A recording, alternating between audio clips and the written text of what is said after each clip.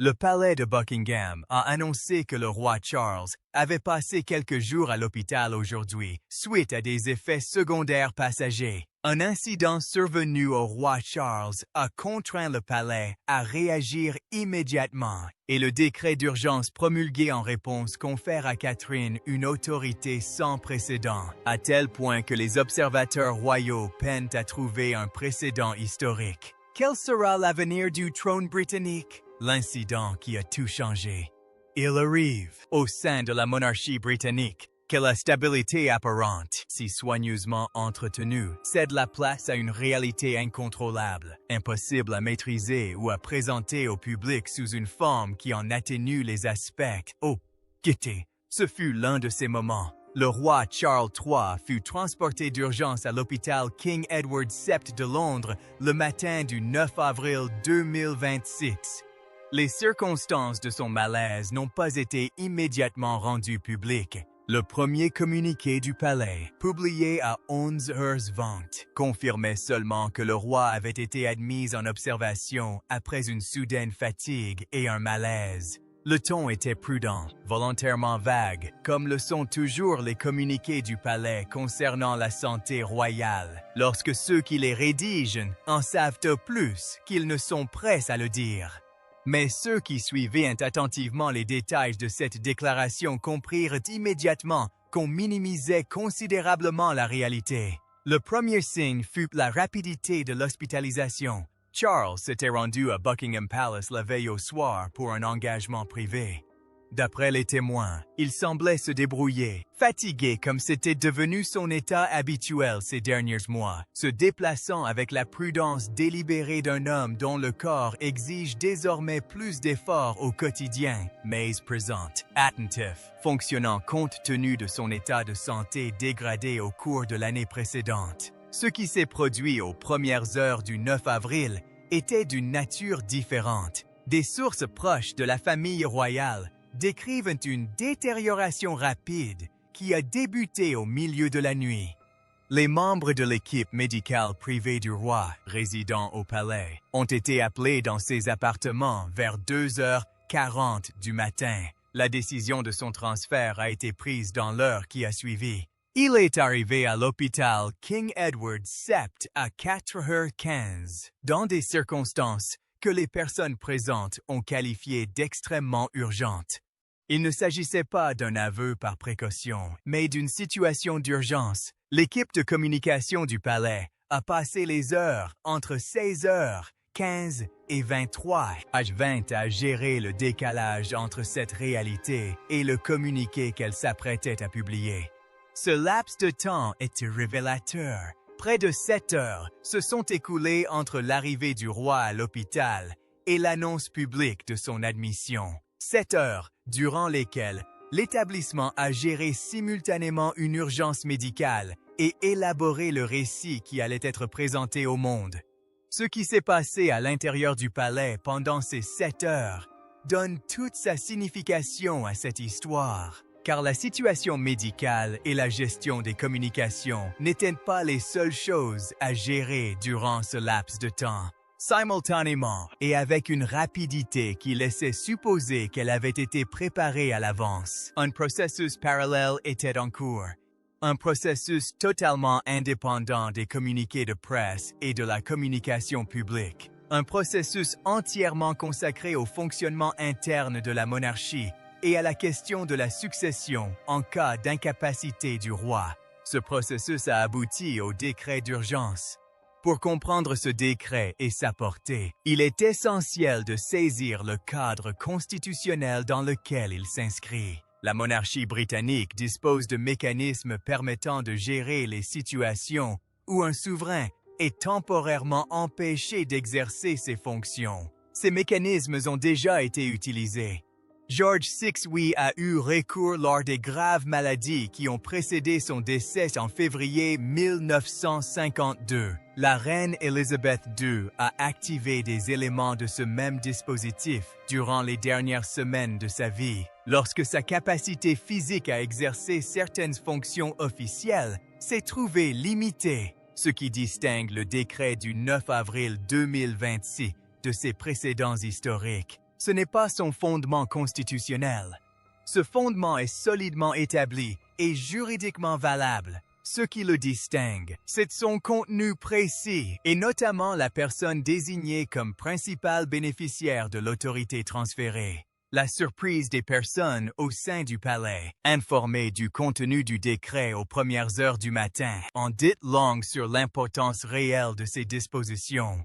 Car le décret ne se contentait pas d'activer le cadre habituel de gestion de l'incapacité temporaire d'un monarque, il allait bien au-delà. Il nommait des pouvoirs spécifiques, définissait des domaines précis de l'autorité royale et les assignait à une personne en particulier, dont la réception constituait un événement sans précédent dans l'histoire moderne de l'institution. Cette personne n'était pas Guillaume, mais Catherine. Il faut maintenant comprendre pourquoi ce fait a suscité une telle inquiétude. Dans toute situation d'incapacité temporaire d'un monarque régnant, on part du principe que les pouvoirs à déléguer reviennent immédiatement et naturellement à l'héritier, à la personne constitutionnellement la plus proche du trône, à celle dont l'existence même au sein de l'institution est définie par sa proximité avec le trône et sa préparation à l'occuper. William est cette personne. Il a toujours été ainsi. Et dans les heures qui ont suivi l'admission d'urgence de Charles, les hauts dignitaires du palais pensaient que toute passation de pouvoir officiel lui serait destinée en priorité. Or, le décret en a décidé autrement et en a exposé les raisons. Le raisonnement précis qui sous-tend la décision de désigner Catherine plutôt que William comme principal bénéficiaire de cette passation de pouvoir en dit long sur la dynamique interne de cette monarchie et sur le rôle particulier que Catherine y occupe.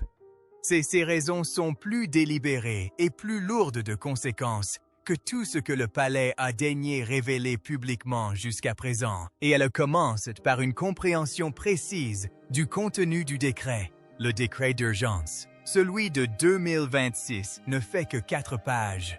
Ce document est rédigé dans le langage précis et formel des textes constitutionnels, un langage affiné au fil des siècles par la pratique juridique britannique pour exprimer exactement ce qu'il signifie, sans aucune nuance. Il ne laisse aucune place à l'ambiguïté ni aux concessions diplomatiques qui caractérisent la plupart des communications royales. Chaque mot a une valeur juridique.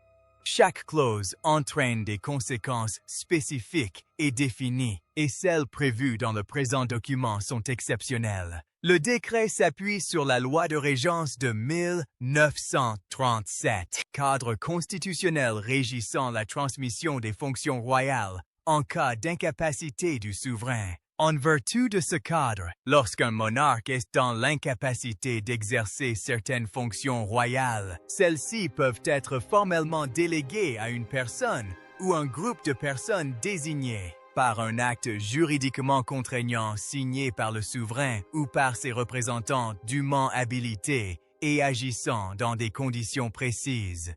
Ce qui rend le décret du 9 avril inhabituel, c'est l'étendue des pouvoirs qu'il délègue et les personnes auxquelles il les délègue. Le document identifie 3 catégories de fonctions royales transférées pendant l'incapacité du roi. La première catégorie concerne les fonctions exécutives officielles de la monarchie.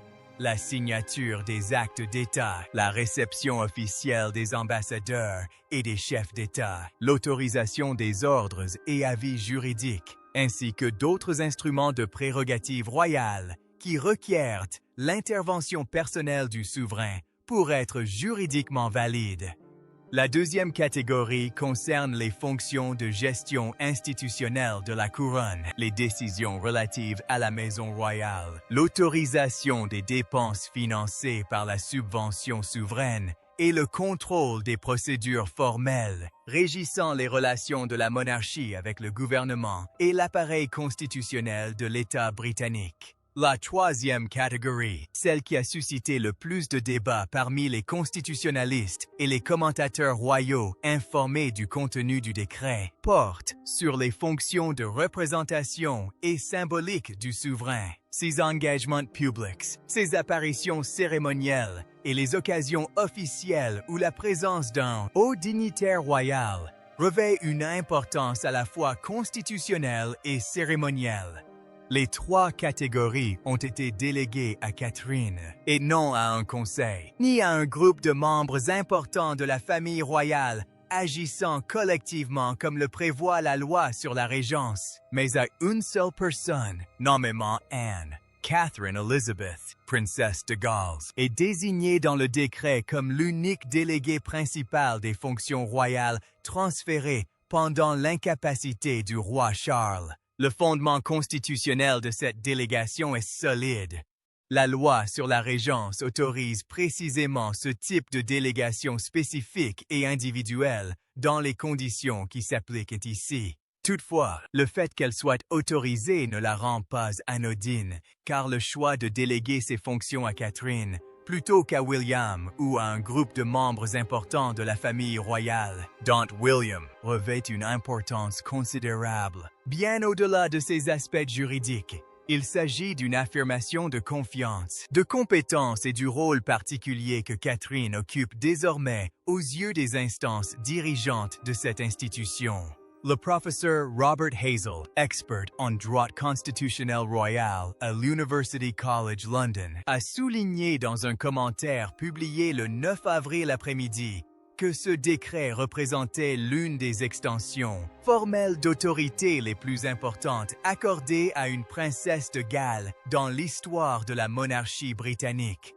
Il a constaté que si la loi sur la régence fournissait le cadre juridique d'une telle délégation, la décision politique et institutionnelle d'utiliser ce cadre de cette manière précise reflétait une appréciation de la disponibilité et des capacités de Catherine qui dépassait largement le cadre des mécanismes constitutionnels habituels. Cette appréciation n'avait pas été prise à la légère ni à la hâte. Tout porte à croire que le décret, ou un texte très similaire, avait été préparé à l'avance, que le scénario de l'incapacité de Charles avait été envisagé avec suffisamment de minutie, et que lorsque l'urgence survint aux premières heures du 9 avril, le document était prêt à être mis en œuvre plutôt que d'avoir à être rédigé de toutes pièces. Quelqu'un se préparait à ce moment depuis longtemps, et la personne à l'origine de ces préparatifs n'a pas été surprise lorsqu'il est arrivé. Catherine entre en territoire inconnu. Catherine a reçu la notification officielle du décret à 7h40 du matin. Elle se trouvait au palais de Kensington lorsque l'appel du secrétaire particulier du roi parvint à destination. Les enfants étaient déjà partis à l'école. William était avec elle. Et la nouvelle, lorsqu'elle arriva, ne fut pas une surprise au sens où le sont les événements véritablement inattendus. C'était l'arrivée de quelque chose qui avait été préparé, discuté, planifié et répété discrètement, comme le font les personnes sérieuses face à d'éventuelles éventualités importantes. Elle lut le décret en entier à 2 reprises, puis se mit au travail. Dès réception de la notification officielle, Catherine convoqua une réunion avec ses principaux conseillers au palais de Kensington. La réunion débuta à 8h15 et dura environ 50 minutes. Il en résulta un plan d'action immédiat pour les 48 heures de son autorité élargie, un document structuré et précis détaillant les fonctions exigeant une attention immédiate, celles pouvant être gérées par les procédures existantes et celles nécessitant son implication directe et personnelle dès le départ. Ce plan avait manifestement été préparé à l'avance. Les témoins présents à la réunion de 8h15 ont décrit l'attitude de Catherine comme un calme et une concentration absolue. Aucune anxiété n'était perceptible, aucune trace d'accablement face à la responsabilité qui venait de lui être confiée. Ce que les personnes présentes dans la pièce observaient, c'était une femme qui s'était préparée pendant des années à ce moment précis et qui l'abordait avec l'assurance tranquille de celle qui connaît parfaitement les lieux. Son premier acte officiel, en vertu du décret, eut lieu à 10h30. Elle signa un document d'État qui attendait l'autorisation du souverain, un acte de routine relevant de la prérogative royale qui, en temps normal, aurait porté la signature de Charles. Le 9 avril 2026, il portait celle de Catherine. Et cette signature, ordinaire dans sa forme, mais extraordinaire par sa signification, devint le premier exercice formel de l'autorité souveraine déléguée par une princesse de Galles dans l'histoire moderne de la monarchie britannique. Les personnes présentes dans la salle, lorsqu'elle signa le document, comprirent ce à quoi elles assistaient. À midi, Catherine avait reçu 2 ambassadeurs étrangers qui devaient être reçus en audience officielle par le roi. Elle les reçut dans sa qualité de déléguée désignée du roi. Elle mena les 2 audiences avec l'aisance et la précision diplomatique que des années d'engagement royal lui avaient inculquées. Et elle a accompli devant ces 2 auditoires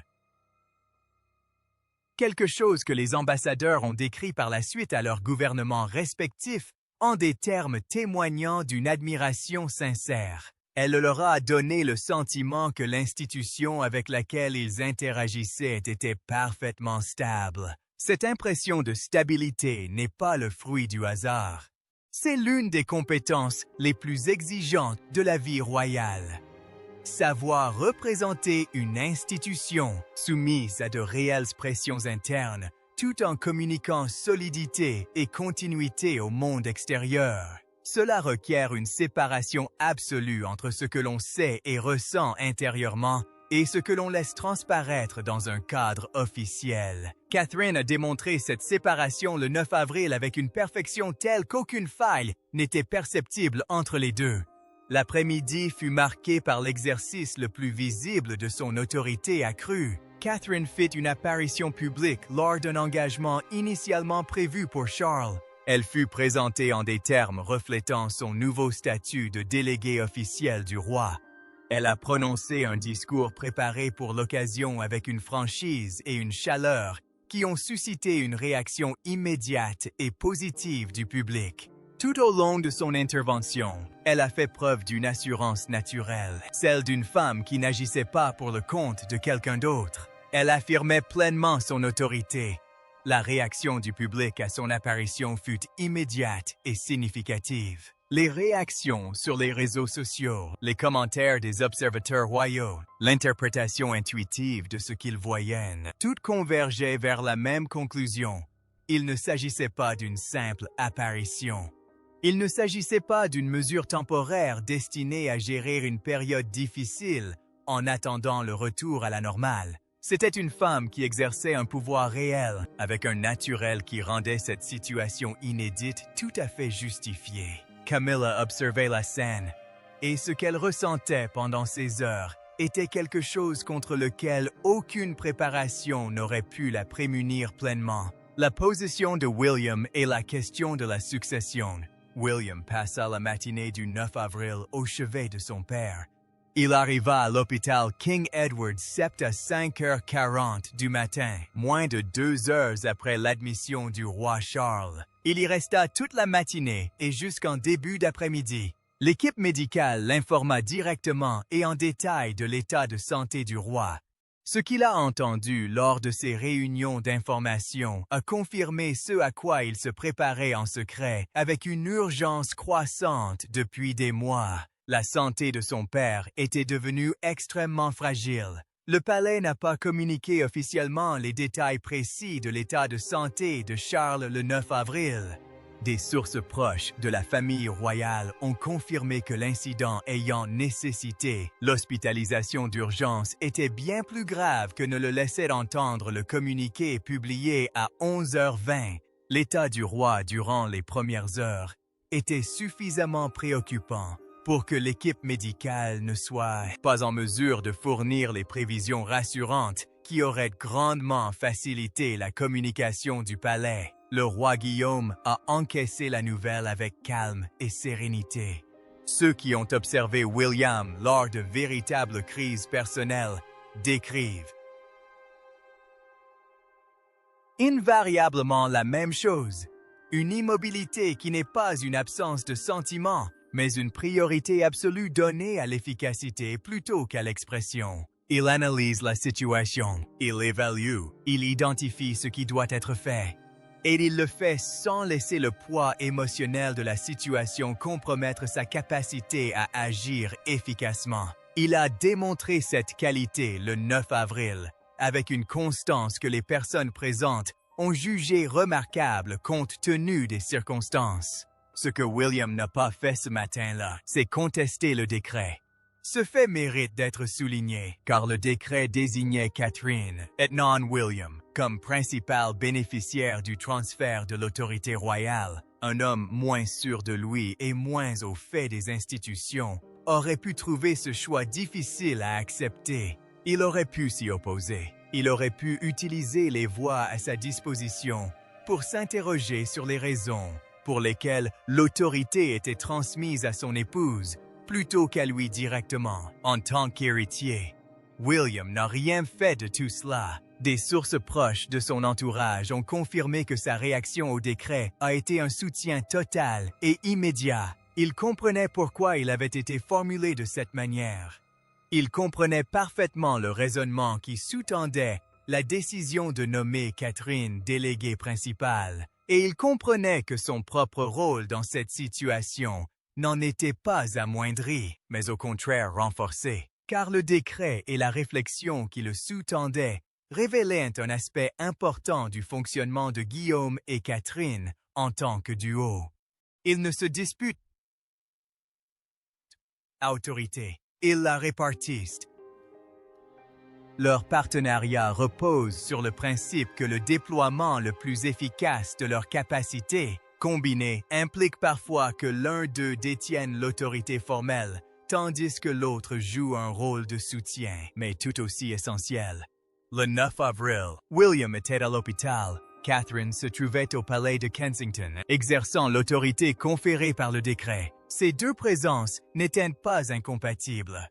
Leurs approches étaient complémentaires. Elles constituaient deux volets d'une réponse coordonnée à une crise que leur année de préparation commune leur avait permis de gérer simultanément et efficacement. Mais c'est la position de Guillaume dans la question plus large de la succession qui complexifie la situation.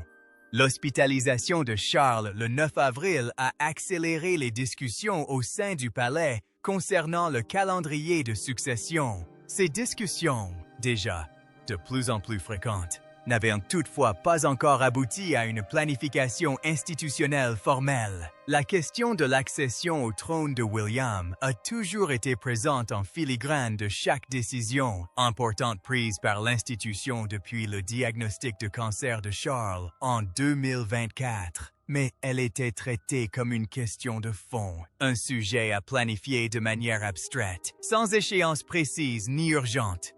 Le 9 avril a tout changé. Ce qui est arrivé à Charles ce matin-là a rendu la question de la succession bien moins abstraite que la veille, et la rapidité avec laquelle le décret d'urgence a été activé laissait penser que certains hauts sein de l'institution la considéraient déjà comme beaucoup moins abstraite depuis un certain temps.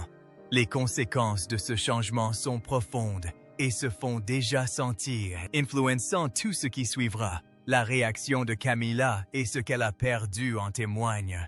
Camilla a appris la nouvelle du décret à 8h30 du matin, ni par William, ni par le secrétaire particulier du roi, ni par aucune des voies officielles utilisées par le palais pour communiquer les décisions institutionnelles importantes aux membres les plus importants de la famille royale. Elle l'apprit d'un membre de son personnel qui avait obtenu l'information par le biais du réseau informel qui circule au sein du palais et qui transmet les nouvelles importantes bien plus rapidement que n'importe quelle voie officielle. La manière dont elle l'apprit était en soi révélatrice. Dans une maison royale fonctionnelle et unie, une décision de cette importance aurait été communiquée à la reine consort par les voies officielles et suffisamment à l'avance pour lui permettre d'en prendre connaissance avant sa mise en œuvre. Le fait que Camilla ait appris l'existence du décret par des sources non officielles et non par une notification officielle en dit long sur sa position dans la réflexion des personnes qu'il avait rédigé et mis en œuvre. Elle n'avait pas été consultée ni informée au préalable, et son rôle n'avait pas été jugé indispensable dans ce processus qui a abouti à l'une des plus importantes transmissions de pouvoir royal de l'histoire moderne de la monarchie. Cette exclusion n'était pas fortuite. D'après des sources proches de Camilla, sa première réaction a été un mélange d'émotions, la première étant l'incrédulité et non l'hospitalisation de Charles. Elle était au courant de la dégradation de son état, avec plus de précision que ce que les déclarations publiques avaient en laissé entendre, et elle gérait son angoisse depuis des semaines. Son incrédulité visait le décret lui-même, le fait précis et extraordinaire que l'autorité transférée en raison de l'incapacité de son époux ne lui soit pas confiée en tant que reine consort, ni à William en tant qu'héritier, mais à Catherine en tant que princesse de Galles. Elle ne s'y attendait pas, ni sous cette forme, ni avec une telle rapidité, ni avec une exclusion aussi délibérée et documentée de sa propre maisonnée. L'incrédulité a rapidement fait place à une réaction plus profonde. Selon certaines sources, Camilla, dans les heures qui ont suivi la découverte du décret, était en proie à une fureur à peine contenue, qu'elle s'efforçait de dissimuler à quiconque en dehors de son entourage proche. Elle passait des appels. Elle posait des questions. Elle cherchait à comprendre toute l'étendue des mesures prises et leurs conséquences sur sa propre position au sein de l'institution. Ce qu'elle a découvert lors de ces appels n'a fait qu'attiser sa fureur. Le décret n'était pas une mesure administrative temporaire destinée à gérer un ensemble précis et limité de fonctions royales durant une brève période d'incapacité du roi. Il s'agissait d'un transfert d'autorité complet et formellement documenté, couvrant la quasi-totalité des domaines de la fonction royale, nécessitant une gestion active pendant l'hospitalisation de Charles. De plus, il désignait Catherine avec une telle précision et une telle exhaustivité qu'il ne laissait aucun rôle significatif à la maison de Camilla dans la gestion de ses fonctions. Elle avait été de facto mise à l'écart, formellement, légalement et d'une manière désormais inscrite dans les archives constitutionnelles. Les conséquences pratiques de cette mise à l'écart furent immédiates et manifestes. Les engagements qui auraient normalement incombé à Camilla en tant que reine consort durant l'incapacité du roi furent confiés à Catherine. Les communications officielles émanant du palais concernant la gestion des fonctions royales durant la crise ne faisaient aucune mention du rôle de la maison de Camilla. Le personnel du palais, qui avait normalement maintenu ses échanges habituels avec le bureau de la reine consort, opérait désormais dans un cadre entièrement réorienté vers Catherine. Camilla sentait ce changement de cap institutionnel se produire en temps réel, impuissante à le modifier. Ce qu'elle avait perdu dans les heures qui suivirent le décret dépassait largement les fonctions et engagements spécifiques qui avaient été officiellement transférés à Catherine. Ce qu'elle avait perdu était plus fondamental et plus difficile à recouvrer, la confiance en son importance.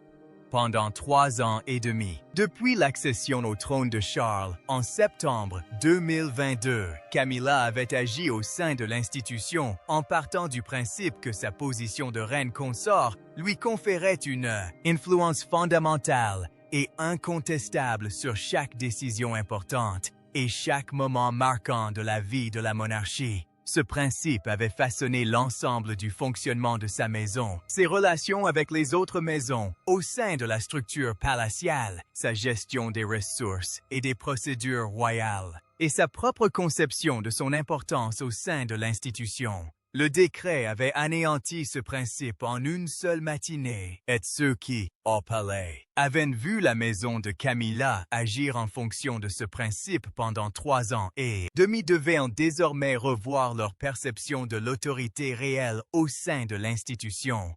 Ce réajustement s'opérait rapidement et de manière visible. Les mécanismes subtils mais indéniables par lesquels les membres de l'institution se réorganisaient autour de nouveaux centres de pouvoir étaient déjà à l'œuvre quelques heures seulement après la publication du décret. La commentatrice royale et biographe Angela Levin a souligné dans une note d'information publiée dans les jours qui ont suivi le 9 avril que la position de Camilla au sein de l'institution était, depuis un certain temps, plus précaire qu'il n'y paraissait. Elle constata que le décret avait rendu visible une réalité qui existait dans les faits depuis bien plus longtemps que ne le reconnaissait le discours officiel sur la monarchie. Le centre de gravité de l'institution s'était déjà déplacé vers Guillaume et Catherine. Le décret n'avait fait que formaliser cette réalité d'une manière désormais impossible à gérer, à modifier ou à atténuer diplomatiquement. Pour Camilla, la question de la suite était loin d'être rassurante. Les structures institutionnelles qui avaient soutenu sa position étaient en train d'être réorganisées autour d'une autre personne. L'accès, l'autorité et l'influence supposées qui avaient défini son rôle de reine consort étaient redistribuées avec une telle brutalité qu'il ne restait presque plus rien à sa maisonnée. Et la personne chargée de la redistribution n'agissait ni à la hâte, ni sous le coup de l'émotion. Elle agissait en vertu de l'autorité constitutionnelle formelle, calmement, délibérément, et chaque décision qu'elle prenait était pleinement fondée sur un décret signé. Telle était la réalité à laquelle Camilla était confrontée le 9 avril 2026. Et c'était une réalité qui n'allait pas s'adoucir avec le temps. Ce que cela signifie pour l'avenir de la couronne. Le 9 avril 2026 restera gravé dans les mémoires comme un tournant. Non seulement à cause de ce qui est arrivé au roi Charles ce matin-là, non seulement à cause du décret d'urgence qui a suivi ou du transfert d'autorité sans précédent qu'il impliquait, mais surtout à cause de ce que cette conjonction d'événements a révélé sur le véritable état de la monarchie britannique et sur la direction qu'elle prend désormais, avec une rapidité et une clarté qui ne laissent que peu de place à l'interprétation. L'institution est en pleine transition, une transition réelle, profonde et irréversible. Les événements du 9 avril ont accéléré cette transition et façonneront durablement l'image de la monarchie britannique pour la prochaine génération. L'hospitalisation du roi ce jour-là n'était pas un simple incident médical isolé, gérable et résolu, puis relégué aux oubliettes une fois l'institution revenue à son fonctionnement habituel. C'était la manifestation la plus visible et la plus grave d'une situation de santé qui se détériorait de façon constante depuis le diagnostic de son cancer en février 2024. Les proches de Charles le savent. L'équipe médicale qui le prend en charge le sait. Les acteurs institutionnels qui ont rédigé et activé le décret d'urgence le matin du 9 avril l'ont compris avec suffisamment de clarté pour produire un document allant bien au-delà d'un simple arrangement administratif temporaire. Ce décret n'était pas conçu pour une crise de courte durée, mais pour une crise prolongée. L'étendue des pouvoirs transférés à Catherine, la portée des domaines couverts, la désignation précise de Catherine comme déléguée principale, plutôt que la mise en place d'un dispositif collectif plus facile à annuler une fois la crise immédiate passée. Tout cela témoigne de la réflexion de personnes qui envisageaient un scénario allant bien au-delà de l'hospitalisation actuelle du roi. Elle prévoyait l'éventualité que la capacité du roi à exercer ses fonctions ne retrouve pas pleinement son niveau antérieur. Il mettait en place un cadre permettant d'envisager cette éventualité sans exiger d'abdication formelle ni de déclaration publique d'incapacité, ce qui aurait engendré une crise constitutionnelle et médiatique sans précédent. Ce décret constitue ce cadre, et Catherine en est le pilier. Ses implications pour l'avenir de la couronne sont à la fois profondes et, à bien des égards, déjà scellées. Catherine exerce désormais l'autorité royale à un niveau sans précédent pour une princesse de Galles à l'époque moderne. Elle signe des documents officiels et reçoit des dignitaires étrangers. Elle gère les fonctions institutionnelles officielles de la monarchie, avec une maîtrise et une compétence qui engendrent au sein de l'institution quelque chose de plus précieux que n'importe quel titre officiel ou instrument constitutionnel. Elle inspire confiance, non seulement auprès des personnes travaillant au palais avec elle dans le cadre de ses nouvelles fonctions, non seulement auprès des acteurs constitutionnels et des représentants du gouvernement qui interagissent avec elle en tant que délégués officiels du roi, mais aussi auprès du public, du pays qui la voit gérer une situation extraordinaire avec une grâce et une assurance qui révèlent quelque chose d'essentiel sur sa personnalité et ses capacités. La confiance du public envers la monarchie, mise à rude épreuve par les pressions accumulées ces dernières années, a réagi à l'exercice manifeste de l'autorité par Catherine, par une hausse que les analystes royaux ont qualifiée de significative et mesurable. Le peuple observe une femme assumer de véritables responsabilités dans un moment de forte pression institutionnelle, et ce qu'il voit le rassure quant à l'avenir d'une institution qui commençait à susciter de réelles interrogations. Cette réaction du public est d'une importance capitale, car la source ultime de l'autorité de la monarchie n'est ni constitutionnelle, ni légale, ni historique. C'est le consentement et la confiance constante du peuple qu'elle sert qui la caractérise. Et Catherine, depuis le 9 avril, a fait davantage pour consolider ce consentement et cette confiance que n'importe quelle cérémonie officielle ou annonce formelle n'aurait pu le faire. Pour William, les événements du 9 avril ont clarifié sa propre position d'une manière tout aussi significative. Il n'est pas simplement l'héritier du trône, attendant le moment de la succession. Il est le co-architecte d'une transition déjà en cours. Le partenariat qu'il a tissé avec Catherine depuis 15 ans opère désormais au niveau institutionnel, fort de toute l'autorité officielle. L'ascension du prince héritier au sein de la monarchie, conjuguée à l'exercice par Catherine de l'autorité déléguée, représente une situation inédite pour l'institution.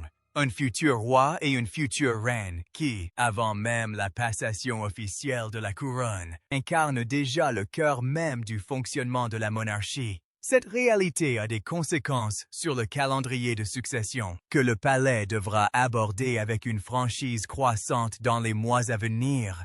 La question de la date de fin officielle du règne de Charles et du début officiel de celui de William n'est plus seulement une question médicale ou personnelle.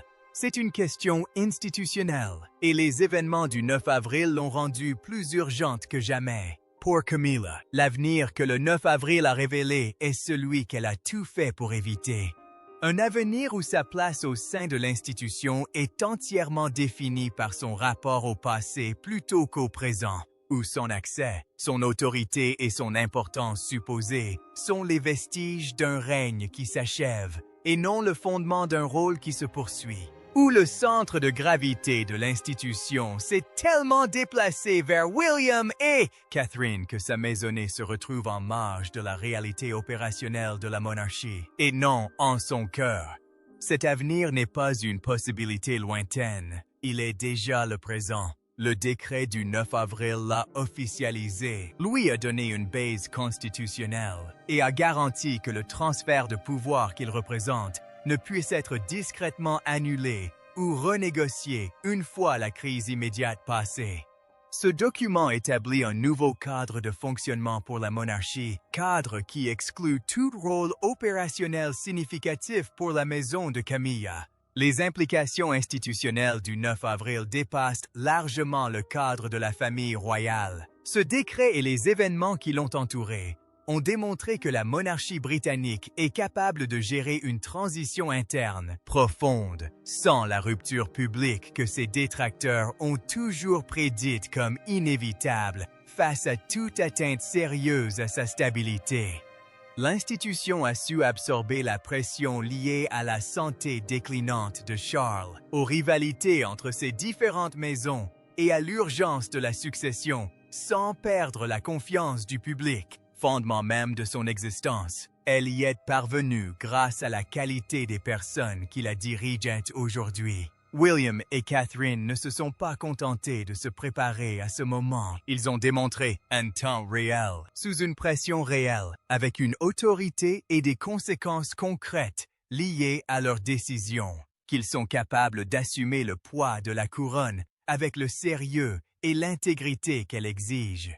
Le décret du 9 avril a conféré à Catherine un pouvoir royal sans précédent, mais le pouvoir n'a de valeur que par la manière dont celui qui l'exerce le perçoit. Et Catherine lui a donné une importance considérable. L'avenir de la couronne britannique n'est ni incertain, ni fragile, ni tributaire de résultats encore indéterminés. Il est déjà là, déjà opérationnel, déjà à la hauteur des exigences qu'il entend maintenir, et il repose sur des fondements que les événements du 9 avril ont rendus plus solides que jamais. L'hospitalisation du roi Charles a déclenché un décret d'urgence qui a bouleversé la monarchie en un seul après-midi. Catherine a abordé un terrain inédit avec un calme et une compétence qui ont pleinement rassuré le monde royal. La transition n'est plus à venir, elle est déjà là.